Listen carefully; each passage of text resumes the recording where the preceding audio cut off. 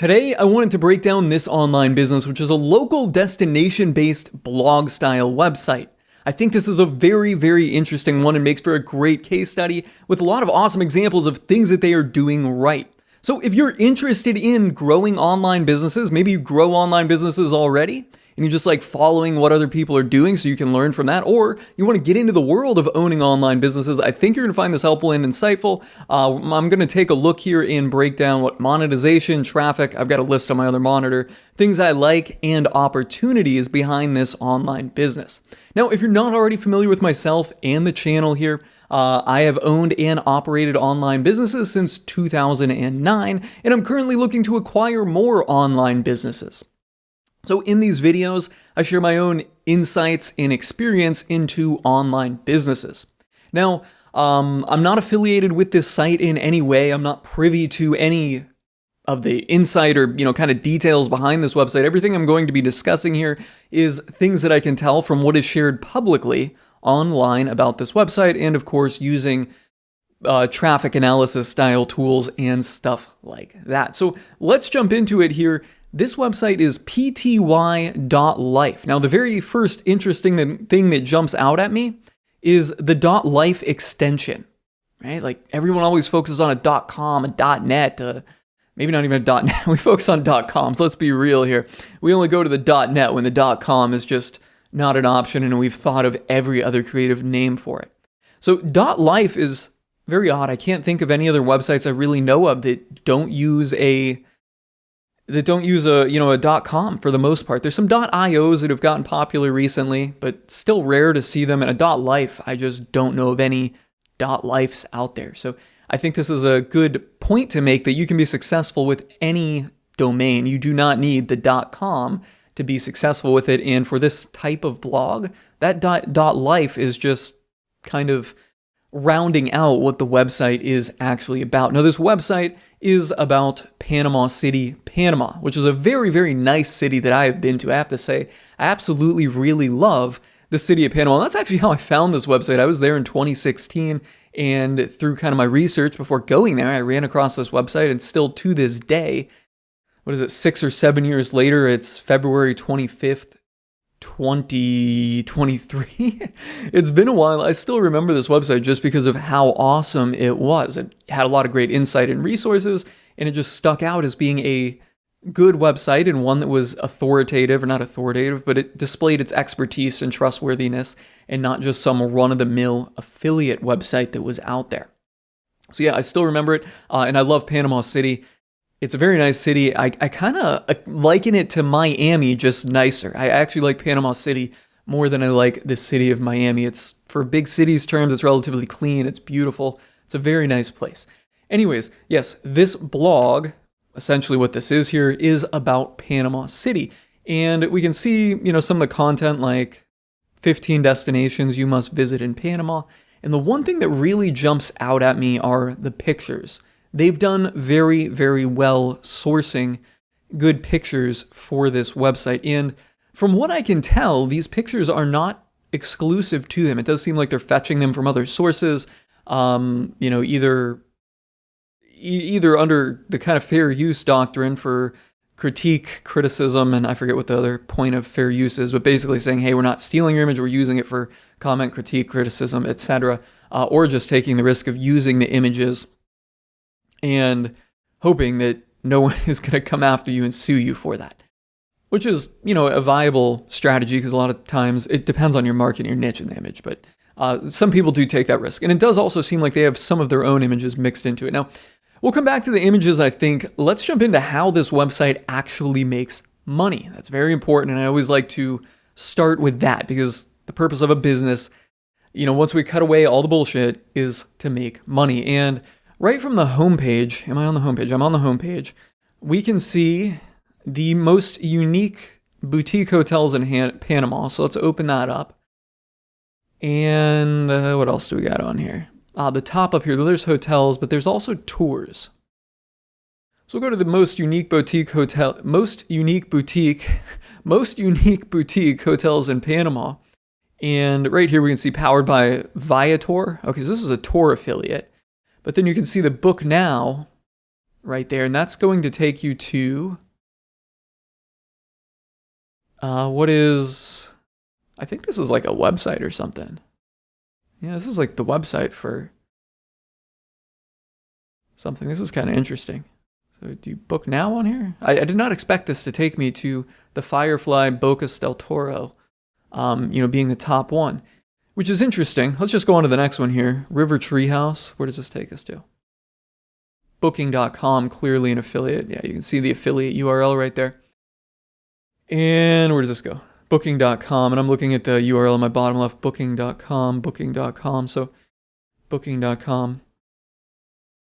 So the fact that the Firefly, which takes us to a non-affiliate website, is very interesting to me, number one. And that tells me that either they paid for sponsorship and paid to be listed up here at number one, or B, the owner behind pty.life has some interest or owns, maybe that might just be the direct way of saying it, owns this Firefly Bocas del Toro, which would be a kind of great way to kind of grow from the pty.life blog, is just owning real estate and promoting it here on the pages where you're getting traffic. Yeah, so they're monetizing this website certainly through travel booking affiliates, and then also this Viator thing, right, which is taking you to tours that you can book. Now, the other thing here, let's go to the tour pages. Where's the tours? Right, if you click on these tours, you can actually sign up and take a tour with the person behind the website. So he's essentially I don't want to say acting as, because that kind of almost, I feel like, degrades him, but he is essentially operating as, that's a better way of saying it. He's operating as a tour guide. And, I think from the reviews that I've seen out there, he's a very good tour guide as well. I've never met him or did not sign up for any of the tours, but he's essentially taking the blog on this local destination and became a tour guide around Panama, offering several tours. But if you go further through these here, as you scroll down, they go from what are his tours up here to down here. I think these are... Oops, didn't want to open the window on that. I wanted to open the link. Open link in new tab. I think, yeah, so they also link you out to other tours that he is not operating himself. So he's got his own tours and then links you out. So the primary methods of monetization here are travel affiliates, tour affiliates, and then his own tours that he's operating himself and essentially handling it as a business. And maybe also this is a sponsored post, sponsored listing, or he straight up owns this. I do not know what this is. Now, with that, I've been saying he a lot. Clearly, there's a figurehead behind it, and you can come to the About page.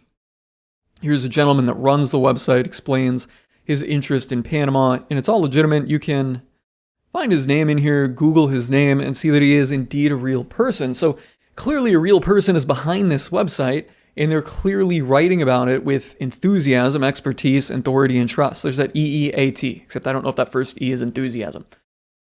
But yeah, you can tell that it's a very good resource as you're sifting through the content on here. So that's how this website makes money. I am not too familiar with the travel affiliate space. I believe it's like 8 to 10% is what Booking.com pays, and Viator as well. But again, what really matters is how much traffic this website gets. So let's come over here to SEMrush, where I put this thing into pty.life. And let me start from the beginning in domain overview. And this really surprised me, and that was the traffic took off and kind of peaked in 2018, and since then it has been on a downward trajectory and kind of staled out down low. This is just the US chart. Worldwide, the traffic pattern is the same worldwide, it's just a little bit higher. So today it's showing 1,726 organic visitors per month. That seems really low to me. But in my experience, this traffic estimate from SEMrush is usually 2 to 3 times, or usually a half to 1/3. I should say that the actual amount of traffic is 2 to 3 times what you see estimated in here. But still, that doesn't add up to a lot of traffic. At most, that would be like 5,000 visitors a month, right? That's not a ton of traffic to this website. So that really surprised me. And also what's surprising here is the fact that traffic went up and then kind of tanked. That was just not something I was expecting for what is an otherwise well put together, very well put together website. So let's just kind of go into what I like here, because that is where this is leading. And if we go back to the beginning, go back to the homepage, they've got good images. Some of the images are their own. Other images seems to be sourced or fetched from other sources. They've got an expert local that's writing the actual content, displaying that he knows, what is good in this area and what is important. And then they've also got social, which I think the social is pretty good. I looked at the Twitter account suspended there, so they need to update that, but it probably doesn't really matter. Most people are not going to Twitter for a travel destination blog. But the Instagram is active. And when we can see like this post here, 363 likes, 242 likes. They've got some reels on here. They're getting tagged. They're getting tagged in some other content, I guess, from other people that are sharing things. It seems like they've got their social pretty well put together here. So there's some real bona fidity to this. And I really, really like that. So I like the good images. I like the social, and the content, the layout of the website, all that is done very well. There's also been keyword research behind it. You can see that in some of their titles here. Best rooftop bars in Panama. That's certainly a chosen keyword. But let's just see how much traffic that gets. Best rooftop bars in Panama. Surprisingly, it gets 0. That's odd. Yeah, maybe, I guess, if you kind of consider the variant 20, that's still pretty low. So there's not a lot of search volume out here for Panama City, but what this tells me, or the age of the website being, going back to 2014 beginning, it looks like they started this right in the beginning of 2015, going back now 8 or 9 years at this point. And this website is still actively being updated and published. We can see the most recent post. Where was it? Latest. Most recent post, was in December 2021, so like 8 weeks ago, or December 21st, 2022, like 8 weeks ago. It's still being actively managed and published. That tells me it's making some money. It's probably making pretty good money, although it's doing so with relatively low traffic. I'm just incredibly shocked that the traffic has essentially just been whacked. Literally been whacked. It got hit with some type of Google update, and Google decided, hey, we don't want to put this website up first anymore, which I think is a blatant error or botch in the Google algorithm and ranking system, because this website is clearly giving users good content. I've even remembered it from 7 years ago at this point, right? So yeah, it's a great resource, but I think this just goes to show you just how fickle organic traffic from Google can be, right? You can literally be doing everything correct. You can do everything right. You can do everything textbook for great SEO, and then you get hit with a Google update and boom, things get whacked. Now, one of the other thoughts that I had is maybe this website was doing some black hat stuff with links. So for that, we can come check the backlink analytics. And does SEMrush give a spam score? I don't really follow backlinks much. I'm not a huge backlink builder. But what I'm going to point out, I guess this jumps out to me, is backlinks 5.5 thousand. For a 8 to 9 year old website at this point, that is a very, very, very low number. You see websites that are just kind of propped up by spam black hat backlinks, and they've got 900,000, 1 million. You'll see this number, 1.2 M, and that's a lot of backlinks that have came up in a very short amount of time. 5.5 thousand backlinks. I can tell you this website has done nothing black hat at all. And it does have some good organic links I saw in here. The culture trip. I don't know what moneytransfers.com is. Resource on Medium, right? There's some decent websites in here. This is not in any way black hat. Marriott.co.uk. That's a primo backlink. And it doesn't look like that's a no follow either, right? So this website has some very, very good backlinks. They are literally doing everything right in the eyes of Google, or they're doing everything right in the eyes of the SEO and search engine optimization world, but in the eyes of Google, they're whacked. I think that is kind of unfortunate. I feel like this site is worthy of a lot more traffic. That said, when the website is this well built out and they've got content out there that's memorable, they've got content that people are engaging with, the website can still make a surprising amount of money. You will see this in websites that are very good and provide high quality content. They'll have very little traffic, but they could make a ton of money, So if this person is doing, the person being this man behind the website, if he is booking a bunch of these tours in here and people are coming back and booking this, right? And if it's like from $35 a person, and he's just running a bunch of tours out of here, maybe it's not even him giving the tour, maybe he's hired other tour guides at this point.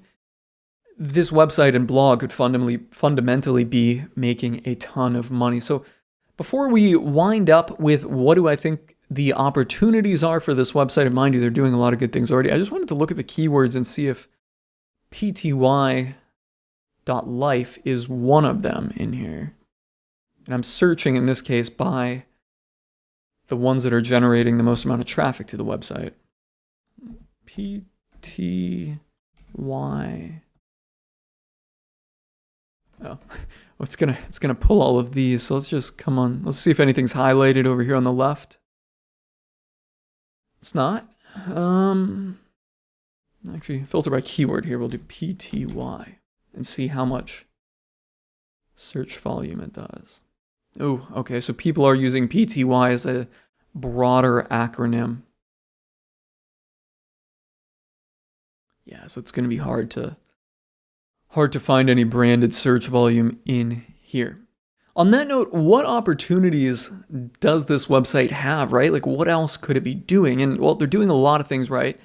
I think that there's a little bit of room maybe to improve on keyword research.